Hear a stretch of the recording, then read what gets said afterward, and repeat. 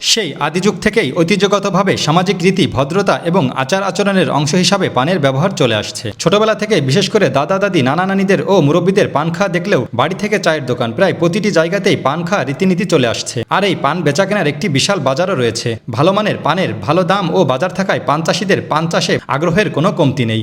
আর এই পান চাষ করে মাসে লাখ টাকা আয় করছেন মাগুরার তরুণ উদ্যোক্তা সম্পদ মণ্ডল ভাই। বিয়ে, সুন্নাতে খাতনা, উৎসব, পূজা ও আচার অনুষ্ঠানে পান ছাড়া এক প্রকারের চলেই না। এছাড়া গ্রাম কিংবা শহর বিভিন্ন অনুষ্ঠানে দিতে পান আচার আচরণের অন্যতম অংশ। পান সাধারণত যে কোনো বড় আচার আচরণের অনুষ্ঠানে কিছু খাওয়ার পর মুখে নিয়ে চিবোনো হয়। আর এই পানের সাথে সবসময়ই সুপারি দেওয়া হয়। তবে অনেকেই সুপারি ছাড়াও পান খেতে পছন্দ করেন, অনেকে আবার জর্দা দিয়েও পান খান। আর এখনকার সময় অনেকেই শখের বসে ঠোঁট ও জিহ্বাকে লাল করার জন্য হলেও পান খান। এছাড়া বাজারে মেলায় বিভিন্ন রকমের মিষ্টি পান, আগুন পান তৈরি করতে দেখা যায়, যা পানের সাথে অনেক প্রকারের মিষ্টি মশলা উপাদান দিয়ে সাজানো হয়। এরপর বিভিন্ন রকমের প্রায় ৪৫টিরও বেশি উপাদান দেওয়া হয়। দেওয়া শেষে এগুলোর উপর এক ধরনের বিশেষ তরল পদার্থ দেওয়ার পর সেটিকে লাইটার দিয়ে আগুন ধরিয়ে আগুন পান তৈরি করা হয়।